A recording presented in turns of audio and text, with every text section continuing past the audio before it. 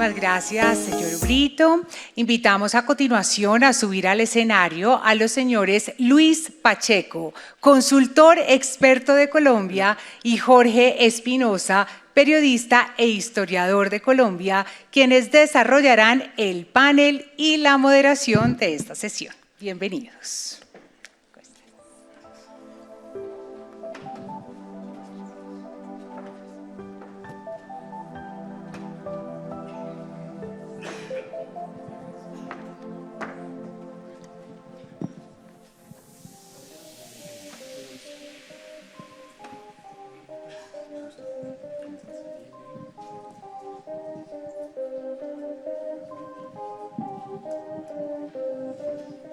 Buenos días a todos, gracias por estar acá, gracias como siempre Alejandro por esta invitación y por permitirme moderar este foro y tener esta conversación. No voy a presentar a Jaime, ya lo oyeron ustedes y lo presentaron, pero sí a don Luis. Don Luis, gracias por estar en Gasnova este año con nosotros, para los que seguramente lo referencian todos, pero pues Luis es toda una persona experta en la materia, tiene muchos años de experiencia, particularmente en PDVSA, en otras épocas de PDVSA, y seguramente tiene mucho que aportar en esto que vamos a conversar hoy.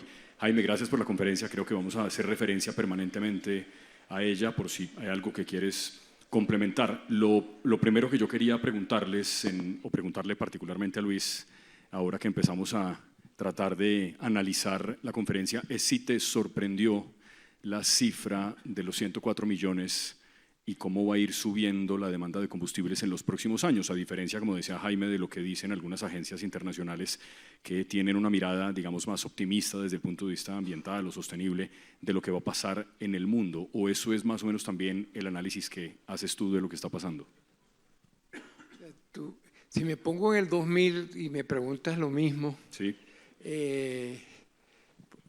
Porque quiero poner en contexto. Lo primero es gracias Alejandro por la invitación. Yo le dije a Alejandro que no quería venir porque me iba a poner en el papel de decir que el señor Brito tenía razón en todo. Entonces eso iba a ser muy aburrido.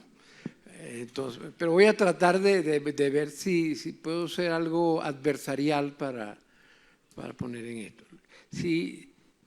Si tú me hubieras preguntado esto hace 20 años, para decir algo, yo tengo 18 en Colombia, entonces más o menos estamos en lo mismo, sí, ¿verdad? Entonces lo que estaba de moda era el peak oil, se iba a acabar el petróleo. Y todas las proyecciones que se hacían en el mundo era que el mundo básicamente se iba a acabar. Tú eres suficientemente joven para recordar eso.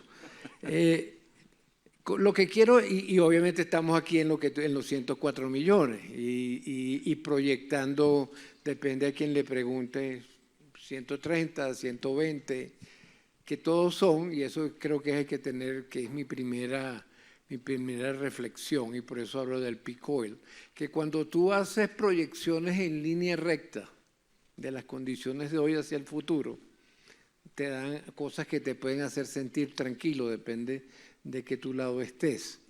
Pero si lo que ha pasado en los últimos 20 años es que no existe tal cosa como una proyección en línea recta. Entonces, a mí lo que me sorprende de la proyección, y eso es lo que aprendí yo en la Shell, es que hay demasiados predeterminados en el escenario. Con eso no pretendo criticarlo. O sea, si tú lo ves, ahí la gente va a haber más gente, la gente va a querer vivir mejor, va a necesitar más energía, y la conclusión que se saca, ex cambios tecnológicos o ex cambios políticos, es que los hidrocarburos es la única fuente que pudiera contar con eso. Y yo creo que eso es un escenario muy probable, pero no es necesariamente el escenario que va a ocurrir. Va a ocurrir algo que tú y yo no sabemos hoy día. Sí. A propósito de Shell, que esta semana ya confirmó lo que había dicho hace unos meses, y es que sale de Colombia y le deja los activos que tiene de exploración de gas, particularmente a Ecopetrol. Yo creo que Jaime menciona en la presentación que hay unos escenarios que hacen que la línea recta en efecto sea difícil. Los escenarios políticos, por ejemplo, la realidad de hoy, no solamente por los aranceles, por la forma como han ido desmontando los subsidios para las renovables en Estados Unidos, me imagino, Jaime, que juegan un papel en esto. Pero tú decías en la presentación que algunas de estas proyecciones que hacen quienes creen que en efecto se va a consumir menos, por ejemplo, combustibles fósiles de aquí a unos años, tienen que ver con una cierta o una suerte de aspectos que son muy académicos. ¿Qué es lo que ellos no están viendo que ustedes en el análisis que hacen sí? Bueno, como ejemplo, creo que es muy importante explicar que tenemos un enfoque matemático, evidentemente programación en código, que analiza más de 75 variables para hacer ecuaciones, variables que explican históricamente qué es lo que determina el consumo de combustible para aviones, el consumo de diésel, el consumo de GLP. Es población, es crecimiento poblacional, es la flota vehicular, es la flota marina, es el número de pasajeros, es cuántas millas por galón te da el auto. Hay 75 variables, tenemos esa base de datos histórica por país y haciendo el análisis matemático por país, hacemos las proyecciones por país y es como hacemos el agregado mundial. Mucho del enfoque que he visto yo en otras agencias es que dicen, bueno, pues en Europa tenemos el ejemplo de Noruega, ¿no? Que ahorita en Oslo el 60% de la flota vehicular es eléctrica. Y entonces dicen, bueno, pues si se pudo hacer en Noruega, se puede hacer en el resto del mundo, y parece que eso es lo que trasladan. Y sí me gustaría pensar que en México, en mi México querido, y en África y en otros lados vamos a tener vehículos eléctricos, pero la veo complicada. Ahora bien, también es un tema simplemente de realidades logísticas en el planeta. Si tú tuvieras ya un vehículo eléctrico o de hidrógeno competitivo, que esté barato, que todo el mundo podamos comprar el próximo lunes, aún así, la transición de la flota vehicular de esos 1.300 millones de autos que hay en el mundo te lleva casi 15 años. Entonces ya llegamos al 2040, ¿no?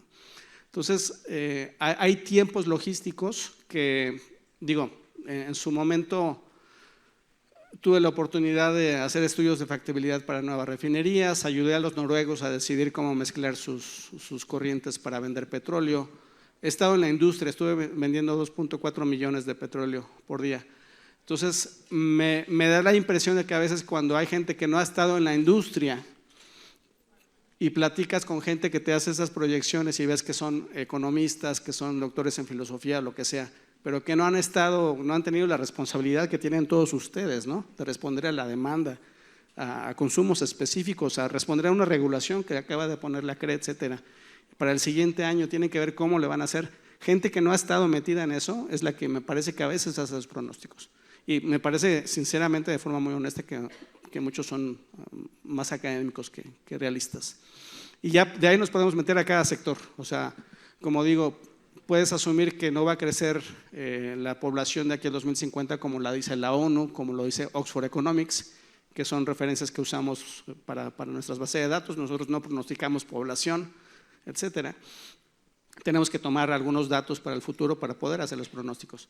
Puedes asumir que va a haber control de población, ¿no? Pero cuando vas a la India, ¿no? A China, a África, a varios lados, pues ves que no necesariamente todo es el primer mundo, ¿no? O sea, no todo se puede implementar como quisiéramos pensar que es el planeta. Entonces hay realidades geográficas que hay que reconocer para hacer un buen pronóstico, creo. De todas esas variables, Luis, a las que hacías referencia, ¿cuál es la que te parece más complicada de medir? Mira, como Alejandro me hizo venir muy temprano y no había nadie acá con quien hablar, o será que la gente no quería hablar conmigo, yo me puse en una esquina y estaba leyendo un artículo que es puramente coincidental esto que voy a decir.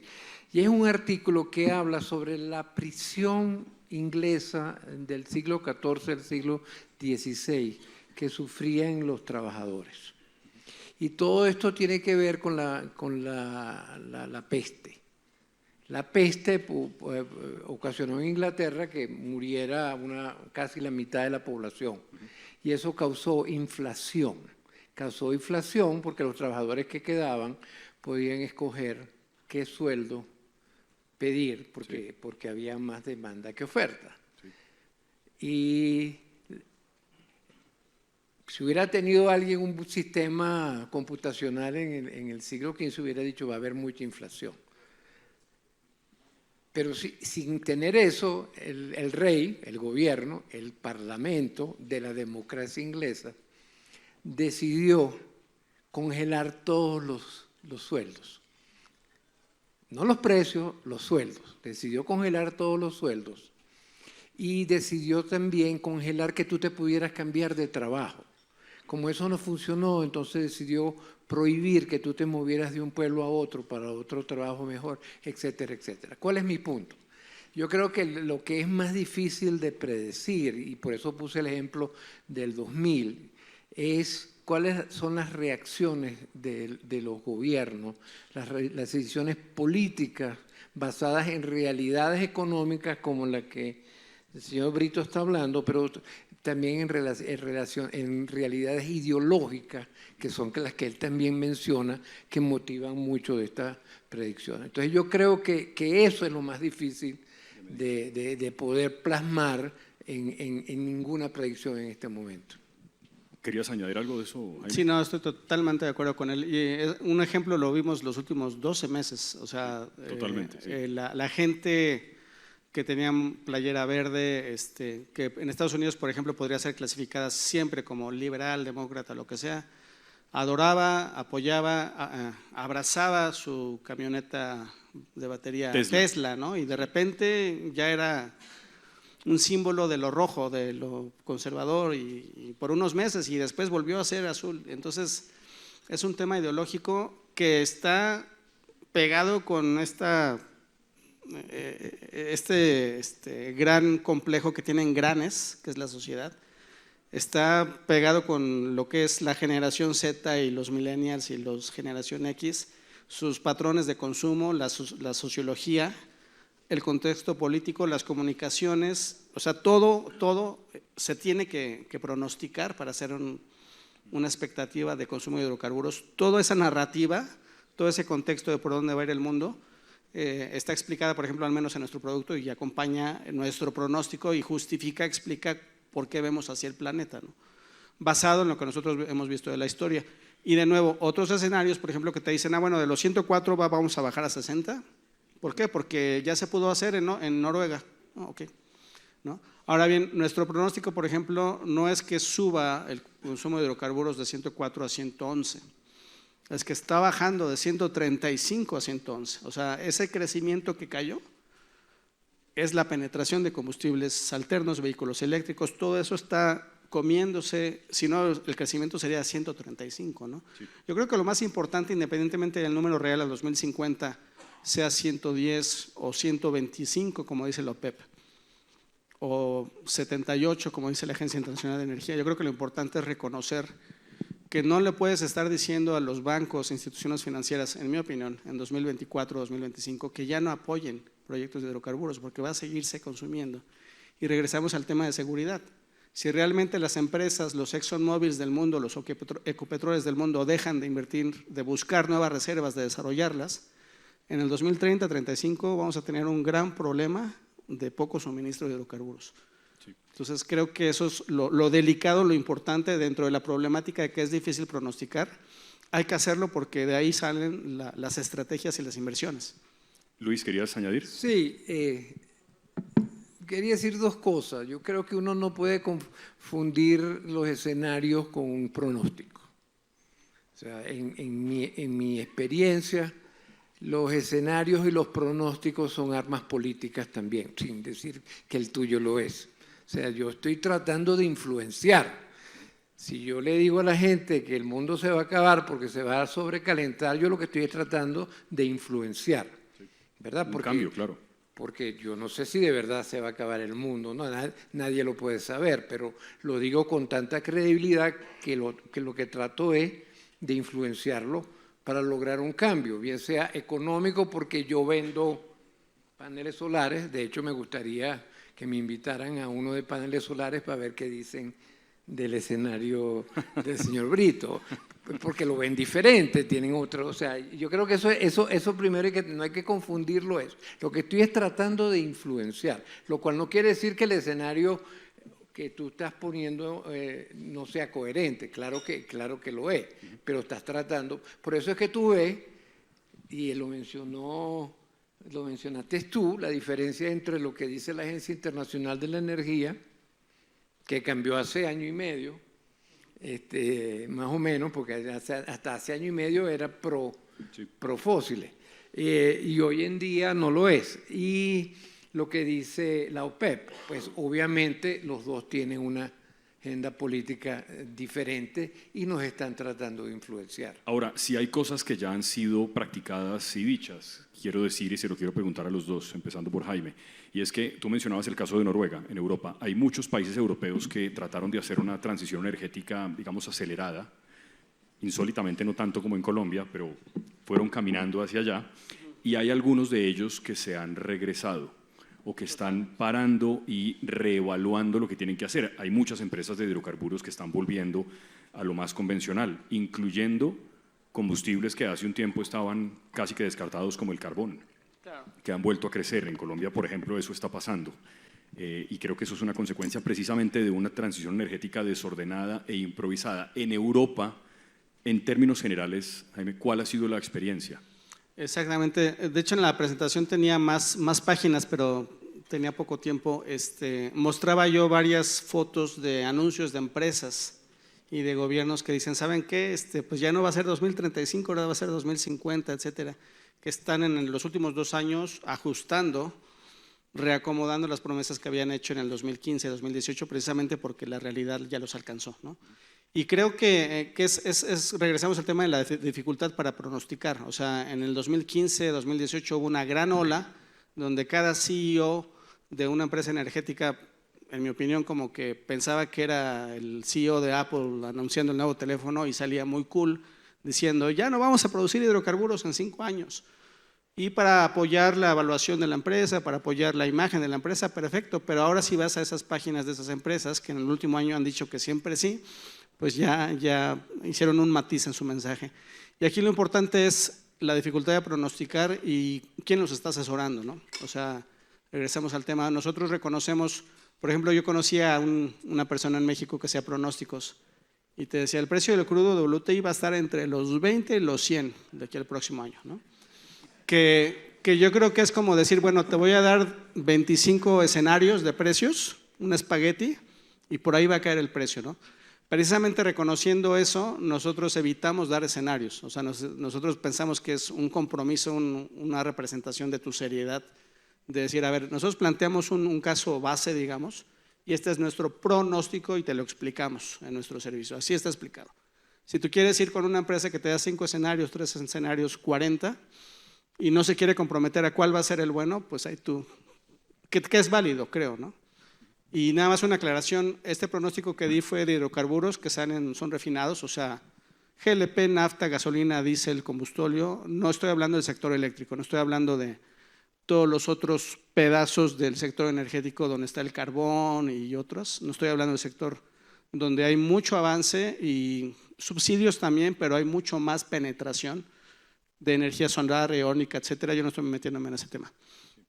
Tú vendes Apple, tú no vendes Samsung, que venden mucho. Y yo vendo Opis.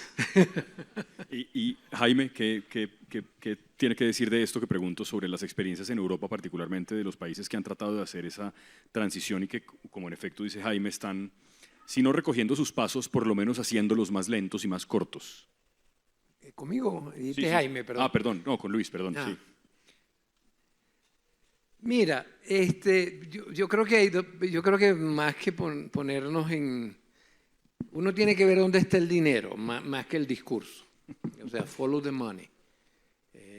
Porque las compañías petroleras pueden decir mucho, pero cuando tú veías los números, aún BP, que es quizás el epítome de una compañía queriendo ser verde, no sé si por el logo o porque de verdad quería ser verde, que además quiso ser verde antes de que estuviera de moda. Sí, Beyond ¿verdad? Petroleum tiene cuántos años. Cuando Sí. estaba Lord Brown, Sí. de jefe del Chuzo. Si tú sigues el dinero de las compañías privadas, si tú ves que hay una apuesta hacia hubo una apuesta hacia allá que como Jaime bien dice, están cambiando, pero no era tan grande como lo que seguían ellos invirtiendo en petróleo y gas, Sí. por ejemplo. La otra, esa por una parte, a excepción quizás de compañías estatales, que nosotros, que es como pasa, por ejemplo, yo creo que Colombia es el extremo de una compañía que miró una tendencia y se quiso poner al frente de la fila sin necesidad, ¿verdad? Y lo vemos en los últimos años con las tendencias que ha tenido Ecopetrol, sin decir que las inversiones que hizo fueron malas o buenas. Ahora, ¿qué pasa en Europa? Yo creo que el caso que puso Jaime de Noruega es bien importante. Uno, este cambio de transición energética es un experimento gigantesco de ingeniería social. O sea, primera vez en la historia de la humanidad, creo yo, que los líderes del mundo decidieron, no, ahora yo no quiero que tú comas esto, yo quiero que tú comas aquello.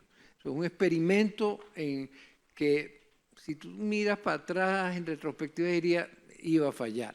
Porque si tú no puedes gobernar ni la junta de administración de tu edificio, imagínate los 200 países que hay. Entonces, pero si tú tienes un país como Noruega, que tiene exceso de hidroelectricidad, que tiene una población relativamente pequeña, que es un país sumamente rico, sí, tú tienes muchos carros, por cierto, muchos carros eléctricos, pero de segundos carros, porque los primeros carros siguen siendo de gasolina, porque para ir para los fiordos allá arriba todavía no da la cosa. Y la otra cosa es que una cosa es electrificar o cambiar el modo de transporte en Europa, que las distancias son relativamente pequeñas, que tiene sistemas públicos de transporte sumamente eficientes, tanto intrapaíses como entre los países, y dice, déjame electrificar los Estados Unidos, que tiene no solamente una estación de servicio en cada esquina, sino tiene a veces hasta 3. Entonces, volvemos al caso. Tú estás tratando de hacer ingeniería social de todo el mundo cuando los países son totalmente diferentes, con diferentes intereses. Sí, Jaime. Te puedo dar un ejemplo rapidísimo de Europa que tiene que ver con el tema de transición. El sector marino, hay al menos 7 diferentes tecnologías que te pueden desplazar por completo el uso de gasóleo y de fuel oil, de búnker, para que se muevan los barcos, los gigantescos barcos que mueven miles de contenedores, ¿no?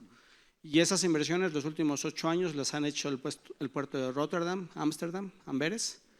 Tienen suficiente dinero, que mucho del dinero que tienen los gobiernos federales fue gracias a la producción de hidrocarburos, por cierto, como Noruega. Sí. Tienen suficiente dinero para poner sus almacenamientos en el puerto de amoníaco, de hidrógeno, de metanol, de GLP, de LNG, de gas natural licuado, de baterías eléctricas. Entonces ya gastaron un montón, ¿no? Y obviamente algunas empresas que pronostican, dicen, bueno, pues como ellos lo pudieron hacer, el resto del mundo lo va a poder hacer en 10 años. Yo lo veo complicado que en puertos de México, etcétera, se pueda hacer. Pero ellos que ya hicieron esa inversión para poder suministrarle a los barcos, pues han estado esperando a que lleguen barcos, ¿no? Que quieran cargar hidrógeno o que quieran cargar metanol, porque apenas los motores que pueden hacer eso acaban de darse a conocer entre 2022 y 2023. Y la flota mundial de barcos tiene un backlog, o sea, hay una orden para que construyan barcos de hidrocarburos desde hace 10 años. Y entonces esa producción de barcos nuevos todavía da para 10 años. Entonces, que tú puedas hacer un cambio de flota marina para que aproveches esa infraestructura que se invirtió, pues yo creo que por ahí de 2040, ¿no? Para que el resto del mundo llegue a Ámsterdam y cargue hidrógeno. Entonces, es un tema que yo creo que ahí es en donde dicen, bueno, vamos a esperarnos con las inversiones, mientras que el resto del mundo puede alcanzarnos. Jaime y Luis, quiero que nos enfoquemos un poco más en Colombia y en el gas GLP y en el gas en general. En experiencias internacionales ya ustedes han contado algunos de los problemas, pero si les pidieran una recomendación para un país como Colombia, para que esa transición energética funcionara de manera un poco más ordenada y pensando particularmente en el gas, ¿qué dirían? Empiezo con Luis. El experto comisionado de la CREC, él debería decir eso, no yo. Pero es una buena pregunta porque entonces dices, ajá, estás hablando muchas tonterías, dime qué hay que hacer. Lo primero es que yo creo que no hay razón para que Colombia descarte, ni Colombia ni ningún país, pero Colombia en particular, que es lo que tú quieres saber, Sí. que descarte a priori ninguna fuente de energía. Yo creo que eso, para empezar, es miope, para no decir que es una tontería. ¿Por qué? Porque si tú tienes fuentes de energías tú o crees que las puedes tener, porque además mucha de la discusión en Colombia también está alrededor de si hay o no hay gas en el no convencional, en el Valle del Magdalena. Como no hemos perforado, en la verdad que no sabemos. Entonces, eso también no deja. Entonces, esa por una parte. Tienes que saber cuáles son tus fuentes de energía sin el prejuicio asociado a de que hay combustibles malos y combustibles buenos. Yo creo que eso es lo primero que hay que hacer. Después tienes que ver cómo tú, siguiendo el ejemplo de Europa o de los puertos de Amsterdam y Rotterdam, cuáles de esos son los que tu infraestructura en el mediano plazo, digamos, los próximos 10 años o los próximos 15 años, pues no me atrevería a ir más allá, son más proclives a utilizar. Porque de nada sirve que pongas todos los carros eléctricos si no tienes la generación de la electricidad para cargarlos, que nos hemos pasado toda esa discusión por arriba acá, pues estábamos concentrándonos en otra cosa. Entonces tienes definir tu matriz energética, identificar cuáles son tus fuentes, no solamente las que tienes acá, porque tampoco quieres un desarrollo autárquico, sino también las que puedes tú importar de una manera eficiente. Si tú haces eso y generas esa matriz energética y puedes más o menos pronosticar tu demanda en los diferentes sectores, eso te debería ser capaz de tú casar tus demandas con tu suministro y llegar otra vez, como te digo, a una definición de incentivos para desarrollar eso. Porque lo otro que te diré es que si tú no dejas que los mercados funcionen, si tú pretendes que los empleados del gobierno, los expertos del gobierno definan tu futuro, yo creo que tú estás en una receta de problemas hacia adelante. ¿Y Jaime? Bueno, pues totalmente de acuerdo. O sea, creo que lo primero, si el país ha sido bendecido con reservas naturales específicas de ciertas cosas, o sea, si tienen reservas de gas natural, de hidrocarburos, de palma, de soya, lo que sea, y es económicamente factible en algún lugar en Cartagena o donde sea, tener proyectos donde haya biocombustible de biomasa y que sea económicamente factible, ruralmente, regionalmente, adelante. O sea, no quitémonos de fronteras imaginarias de que es biocombustible, no biocombustible, hidrocarburo, no, dañino, no. Y aprovechemos en primer lugar lo que tienen, porque eso va a ser lo más eficiente. O sea, faciliten, permitan que se exploten, que se descubran, que se produzcan, que se refine, que se distribuya lo que tengan ustedes. Creo que es, en cuanto a seguridad, economía, tecnología, etcétera, es lo más eficiente, que aprovechen lo que tengan.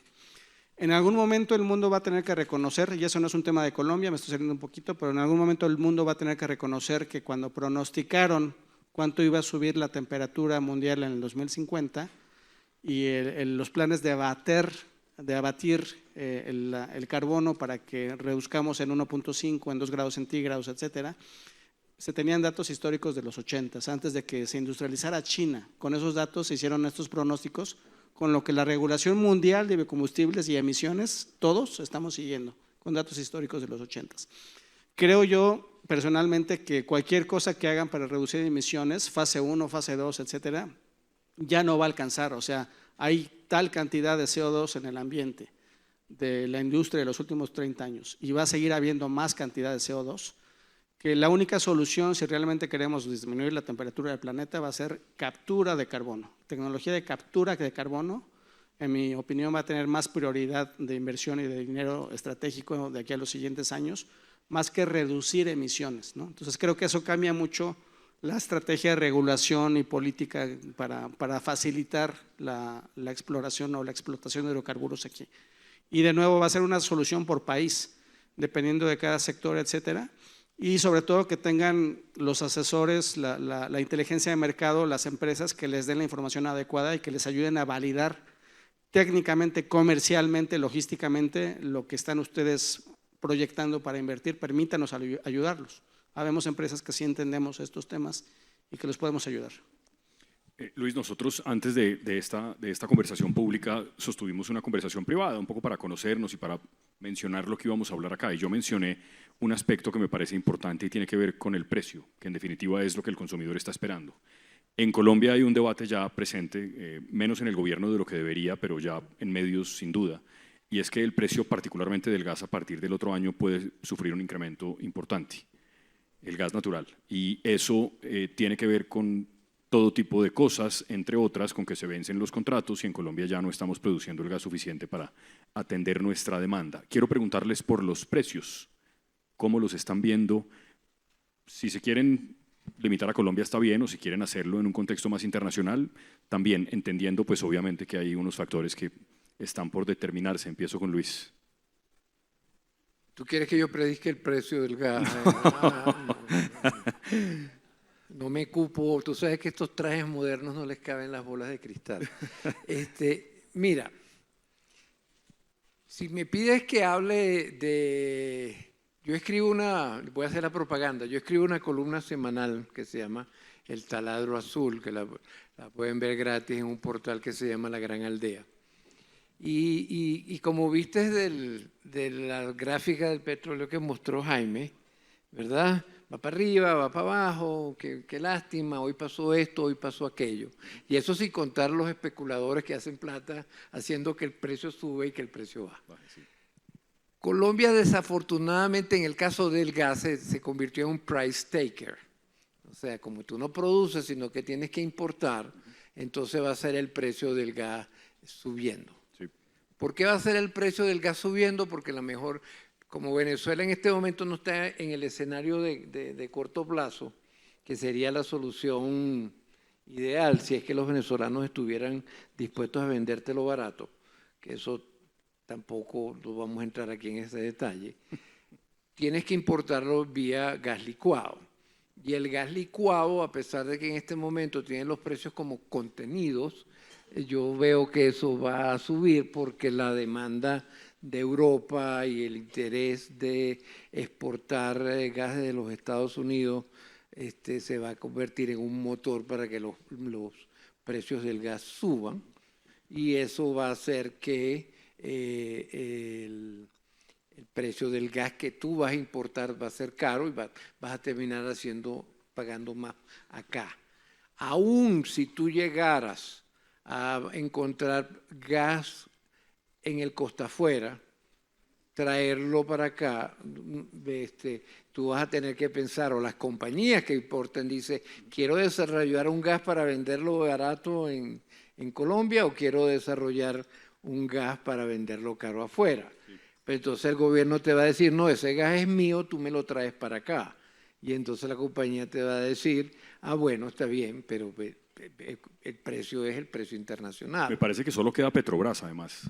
Digamos, y las empresas extranjeras buscando en el offshore. Bueno, queda el Valle del Magdalena, como te dije, pero sí, tienes que dejar que perforen. Pero en el mientras tanto, yo creo que tú te vas a mover al son del precio del gas internacional.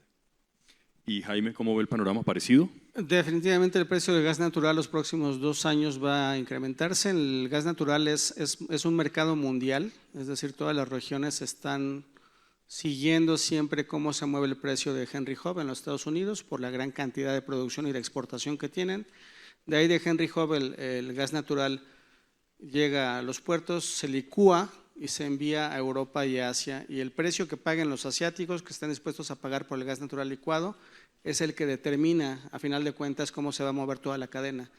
Va a haber más proyectos de licuefacción que gracias a la administración Trump, por cierto, que estaban detenidos, se cristalicen entre el 2025 y 2028 en los Estados Unidos, y esos más proyectos de licuefacción van a hacer que el gas natural disponible que hay para exportar tenga más salida, se pueda licuar más y exportar más LNG, y por lo tanto el precio que va a regir, el mecanismo de precios va a cambiar en la dirección de que se va a encarecer el gas natural, porque el LNG va a tener más salida y el Henry Hub, el gas natural como tal, el gaseoso, va a tener que ajustarse al alza porque va a tener oportunidad para ser licuado. Entonces eso va direccionalmente a encarecer el precio del lado del mecanismo de precios y de la oferta. Y del lado de la demanda, como saben, puede haber crisis económica y todo, pero pues también necesitamos ver en las noches y prender la televisión y hay inteligencia artificial con data centers que están consumiendo más y más, etcétera. En el corto plazo no hay una posibilidad de cambiar radicalmente el suministro mundial para que nos ayude a responder a ese crecimiento de demanda, y los centros que tengan gas natural desgraciadamente van a depender del precio internacional de gas natural. Yo desconozco en lo personal aquí en Colombia si hay paridad de importación, paridad de exportación o cómo esté localmente regulado el mecanismo de precios, pero siento que sí está influenciado por un aumento de precios a nivel mundial. Bueno, finalmente se nos está acabando el tiempo. Quería pedirles a los dos si quieren concluir con alguna idea que se les haya quedado en el tintero. Comienzo con Luis para ir cerrando esta conversación, esta primera charla que tuvimos en esta crónica de una transición anunciada. En estos días, Carlos Gustavo Cano, exmiembro de Junta Directiva de Ecopetrol, decía que no es una transición energética, sino una adición energética. Me pareció que ese concepto era más claro que el de la transición, tal vez por lo que señalan ustedes. Hay que hacer uso de las formas de lucha, todas ellas. Bueno, yo no conozco al señor Cano, pero eso se vienen diciendo Es verdad, es verdad. desde que el mundo es mundo. Lo que pasa es que los medios decidieron llamarlo transición. En fin, mira, yo lo único con lo que yo quisiera terminar es con lo que empecé. Hay el dicho ese que dice que es muy difícil predecir, sobre todo acerca del futuro. Y yo creo que estamos en una sociedad en cambio de todo tipo y que no veo aquí mucha gente que vaya a gobernar el mundo en 30 años, ¿verdad? A menos que vayamos a una gerontocracia. Entonces, yo creo que con lo que quiero decir con eso es que hay una fuerza muy poderosa fuera de acá, que son los jóvenes, que piensan diferente que uno, que quieren cosas diferentes que uno trata de que piensen como uno y uno fracasa lamentablemente, y que tendrán que aprender de sus propios errores, que si yo me fuera a reunir con ustedes dentro de 20 años, cuando entrara mi silla de rueda eléctrica gobernada por un satélite por ahí, seguramente estaríamos viendo algo diferente. El futuro lo tenemos que hacer todos los días, no nos amarremos y no es nada contra ti, no nos amarremos a pronósticos. Trabajemos para hacia adelante. Gracias. Gracias. Luis Jaime, por favor. Desgraciadamente el tema de los pronósticos es algo bastante serio. O sea, hay empresas que han tomado las decisiones de inversión equivocadas, que se han ido por la ruta equivocada, que no han sido estratégicas para decidir cuál es la mejor opción, por lo que sea, y a final de cuentas los pronósticos, las perspectivas también influyen fuertemente. La regulación, los acuerdos internacionales, tal cual como el Acuerdo de Tokio, de París, etcétera, los compromisos, y a ellos responden las empresas que quieren manejar cierta imagen social y que tienen una agenda, responden con inversiones. Entonces creemos que el aportar el valor con pronósticos lo más serios, lo más matemáticos, lo más realistas por gente que está en la industria, y sobre todo que estos pronósticos que tenemos tienen una gran capacidad de análisis del sector químico, que es esa otra parte que la mayoría de las empresas que les ofrecen pronósticos no son expertos en el sector petroquímico. Nosotros en Chemical Market Analytics, en OPIS, tenemos esa visión de cómo va a crecer el polipropileno, los plásticos de alta densidad, todo lo químico, y eso es lo que va a mandar el consumo de naftas y de GLPs.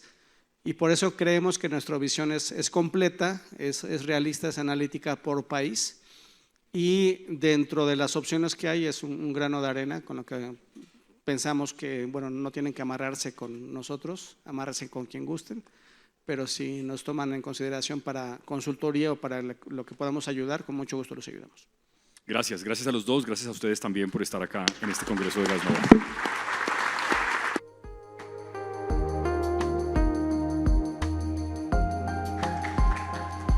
Muchísimas gracias a nuestros conferencistas y a nuestro moderador.